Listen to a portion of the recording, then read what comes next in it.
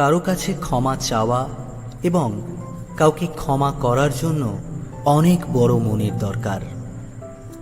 এই গল্পটি শেষ পর্যন্ত শুনুন, 100% গ্যারেন্টি আপনার হৃদয় ছুঁয়ে যাবে। এই গল্পটি একটি শিক্ষক এবং একটি ছাত্রের গল্প। দিনটা ছিল কলেজের এক্সামের দিন। সমস্ত স্টুডেন্টরা এক্সাম দিচ্ছে একটা বড় ক্লাসরুমে। এক্সাম হলে টিচার আছেন।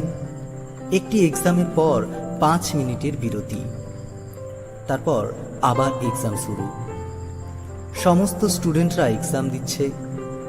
সেই সময় একটি স্টুডেন্ট হঠাৎ উঠে দাঁড়িয়ে বলল, স্যার, আমার ঘড়িটা খুঁজে পাচ্ছি না, খুব দামি ঘড়ি ছিল ওটা। ওই শিক্ষক বুঝতে পারেন যে এই ক্লাস থেকে না কেউ বাইরে গেছে, না তো কেউ বাইরে থেকে ভিতরে এসেছে। এই রুমে যতজন স্টুডেন্ট আছে তাদের মধ্যেই কেউ ঘড়িটি নিয়েছে। তাই উনি ক্লাসরুমের দরজা বন্ধ করতে বললেন। তো যে ওই ঘড়িটি চুরি করেছিল সে মনে মনে খুব টেনশনে পড়ে যায়। এটাই স্বাভাবিক। ওই পরিস্থিতিতে যেই হোক, আপনি আমি যেই থাকতো সেই টেনশনে পড়ে যেত। তো ওই স্টুডেন্টের অবস্থা তো খুবই খারাপ। সে মনে মনে ভাবছিল সুইসাইড করে নিব, কারণ ধরা পড়ে গেলে খুব খারাপ অবস্থা হবে। তো ওই শিক্ষক করলেন কি, সমস্ত স্টুডেন্টদের চোখে কালো কাপড় বেঁধে দিলেন। সকলের চোখে কাপড় বাঁধার পর উনি প্রত্যেককে চেক করতে শুরু করলেন। চেক করতে করতে একজনের পকেটে ওই ঘড়িটি পেলেন। ঘড়িটি পাওয়ার পর এটি যে স্টুডেন্টের ঘড়ি ছিল তার পকেটে রেখে দিলেন।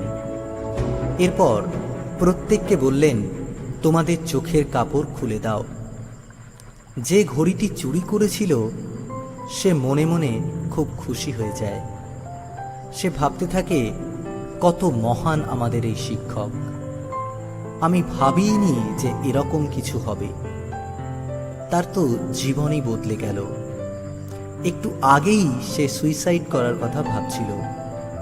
সে বাড়ি যায়। বাড়িতে ফিরেও তার অসাধারণ একটা অনুভূতি হয়। তার জীবনে সব কিছু বদলে যেতে লাগলো। সে সম্পূর্ণ পজিটিভ ভাবতে থাকে। সে ভাবল, জীবনে কিছু করে দেখাতেই হবে। এটাই আমার জীবনের সবচেয়ে বড় সুযোগ। স্বয়ং ভগবান আমাকে এই সুযোগ দিয়েছেন। সে খুব পরিশ্রম করতে থাকে। লেখাপড়া করা এবং অন্যান্য সমস্ত দিকে সে পরিশ্রম করতে থাকে। কয়েক বছরের মধ্যেই সেই ছেলেটি একজন বড় বিজনেসম্যান হয়ে যায়। এরপর একদিন সেই কলেজে, অর্থাৎ যে কলেজে ওই স্টুডেন্ট পড়াশোনা করেছে, সেই কলেজের একটি বড় অনুষ্ঠানে প্রধান অতিথি হিসাবে উপস্থিত হয় ওই স্টুডেন্টটি। তো সে এসে আগে ওই প্রফেসরের কাছে গিয়ে তাকে প্রণাম করে এবং বলে, স্যার, আমি সেই স্টুডেন্ট যে সেদিন ঘড়িটি চুরি করেছিল, আর আপনি আমার জীবন বাঁচিয়েছিলেন। আমি মনে মনে সুইসাইড করার কথা ভেবেছিলাম, কিন্তু আপনি আমাকে বাঁচিয়ে দিয়েছিলেন। তারপর থেকে আমিও নিজেকে বদলে নিয়েছি, খুব পরিশ্রম করেছি। আজ শুধুমাত্র আপনার জন্য আমি এই জায়গায়। তখন ওই প্রফেসর বললেন, ও, ওটা তুমি ছিলে? তখন সে বলে, স্যার, আপনি জানতেন না? সে তো অবাক হয়ে যায়। প্রফেসর বললেন, আসলে ওই দিন আমিও নিজের চোখ কালো কাপড় দিয়ে ঢেকে রেখেছিলাম। আমিও চাইনি যে আমার কোনো স্টুডেন্ট আমার চোখে খারাপ হয়ে থাকুক। এই জন্যই আমি সবার চোখে কাপড় বেঁধে দেওয়ার পর নিজের চোখেও কাপড় বেঁধে নিয়েছিলাম। ওই স্টুডেন্ট এই কথা শুনে সেই শিক্ষকের চরণে আবার মাথা নত করল এবং তার চোখে জল এসে গেল। সে ওই শিক্ষককে জড়িয়ে ধরে খুব কাঁদতে থাকে এবং বলে, আপনি তো সাক্ষাৎ ভগবান। এই গল্পটি এতটাই সুন্দর যে নিজেরাই বুঝতে পারছি। এই রকমও হয়। আমরা আমাদের জীবনে কি করি?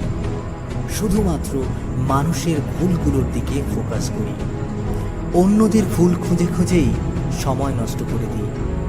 সব জায়গায় নিজের মা বাবা, ভাই, দাদা, প্রতিবেশী, বন্ধুদের সবার ভুল খুঁজতে থাকি। এমনকি কিছু মানুষ তো সারা দিন ধরে সরকারের ভুল ধরতে থাকে। তারা ভালোর দিকে কোনোভাবেই নজর রাখে না। তো ক্ষমা করা শিখতেই হবে।